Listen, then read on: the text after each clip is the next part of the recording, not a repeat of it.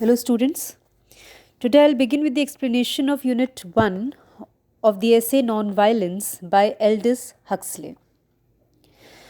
Men of exceptional moral force and even ordinary people, when strengthened by intense conviction, have demonstrated over and over again in the course of history the power of nonviolence to overcome evil, to turn aside anger and hatred.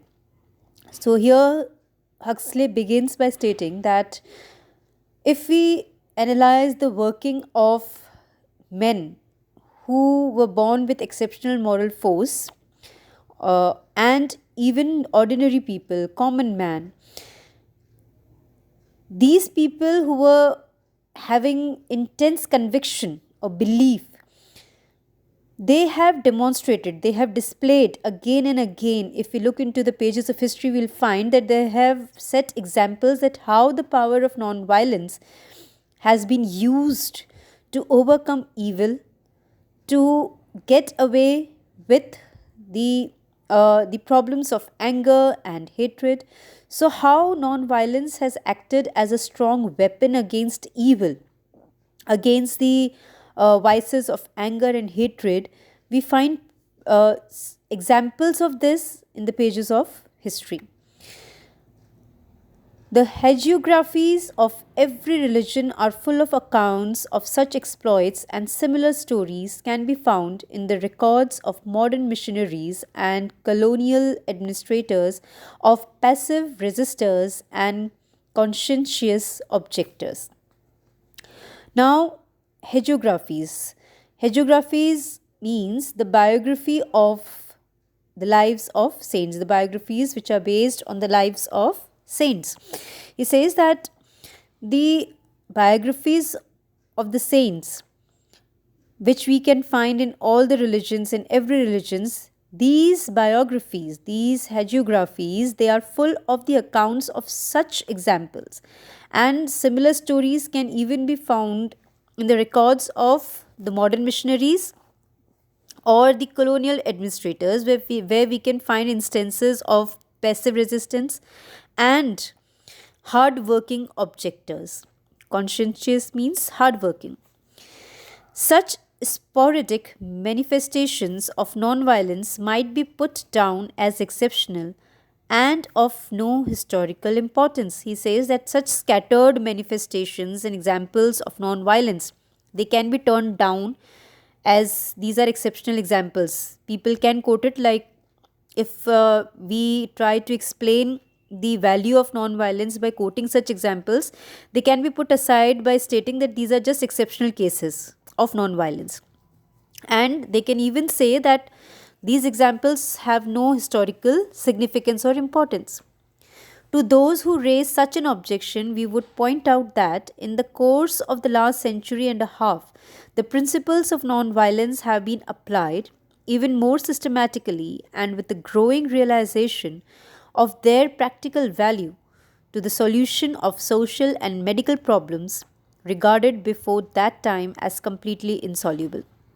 Now, to support his uh, strong belief in the principle of nonviolence, Huxley says that if people object to the importance of nonviolence by stating that the examples of nonviolence are just rare and exceptional, to such people he wants to point out that in the period of last 150 years, the principle of nonviolence has been applied in a systematic and organized way to all the practical problems, to sort out the problems related to social issues or medical problems which were regarded as insoluble before the principle of non-violence was practically implemented to sort out these problems.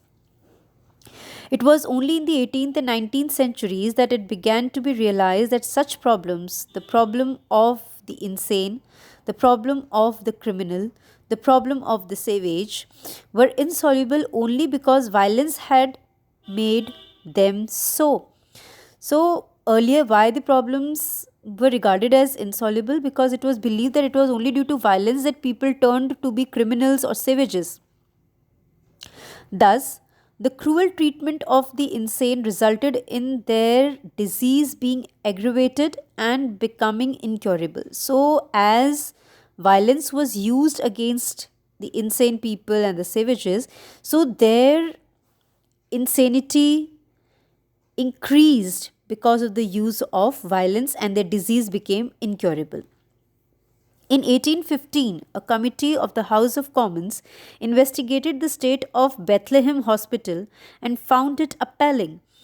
Now, when the Bethlehem Hospital was investigated and supervised, and inspection was set in that hospital, and it was observed that the conditions there were really horrific. Bedlam was a place of filth and squalor. Squalor means dirt. Bedlam, this is the name of an asylum, mental asylum, and that place was a place of filth, dirt, with dungeons, dark rooms, chains, and torture chambers. So, this was the scene at Bedlam. As late as 1840, the great majority of asylums in Western Europe were still prisons, and their inmates were still being treated as though they were criminals. So, he says that even till 1840, it was observed that the asylums in Western Europe were like prisons, and the mentally ailed people, they were treated cruelly like criminals over there. Towards the middle of the century, a considerable effort at reform was made, and since then, doctors have come to rely in their treatment more and more upon kindness and intelligent sympathy, less and less upon harshness and constraint. He says that it was towards the middle of the century that conditions in these asylums changed. A considerable change, a reform was brought about, and doctors started treating the patients with kindness and intelligent sympathy rather than turning to harshness and restrictions.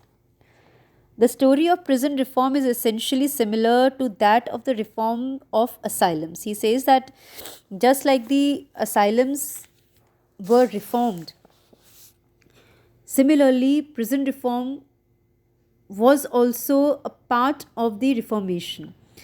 When John Howard began his investigations in the middle of the 70s of the 18th century, the only decent prisons in Europe were those of Amsterdam. So he says that when the initiatives for prison reforms were taken during that period, a prison reformer by the name of John Howard, when he set out to investigate the conditions of the prison, only one single prison was found to be in a decent position, and that was in Amsterdam. Significantly enough, there was much less crime in Holland than in other countries. Prisons were houses of torture in which the innocent were demoralized and the criminal became more criminal.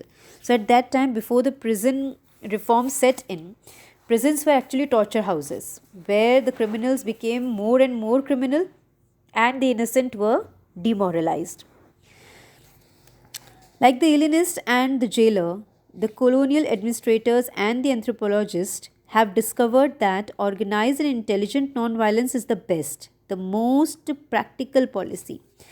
So he says that everyone has come to a consensus, be it the physicians who treat mental disorder, jailers, administrators, anthropologists, they have discovered that organized and intelligent nonviolence is the best way and the most practical policy ever.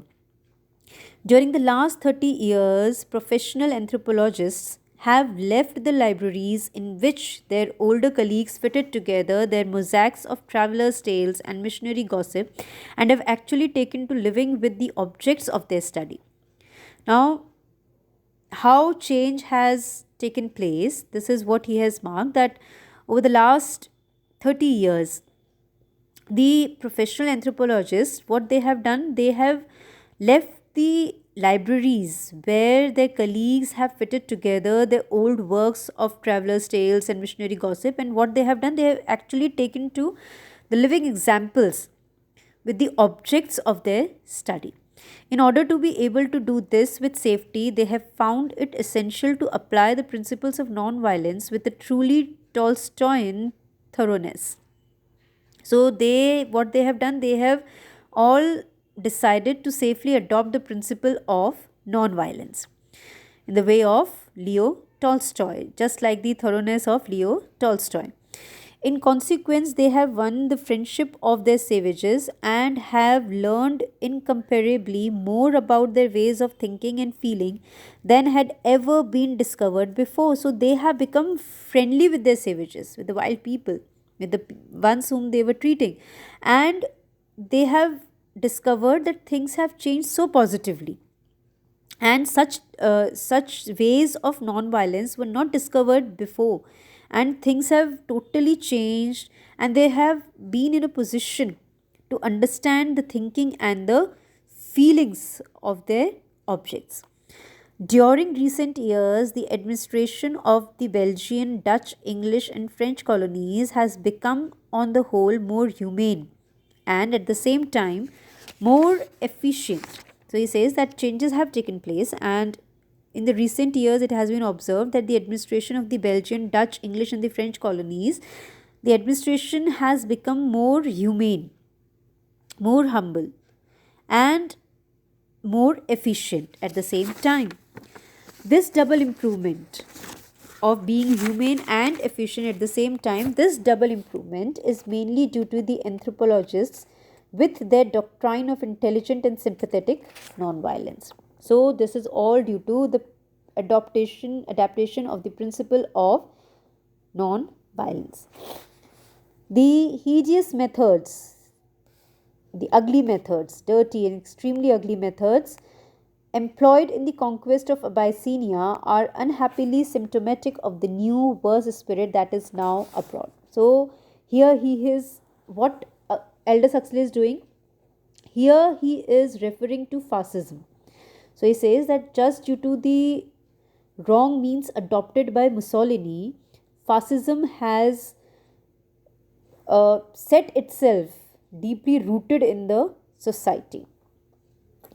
So with this, we come to the end of the explanation of Unit 1 of the essay Nonviolence by Aldous Huxley. Thank you.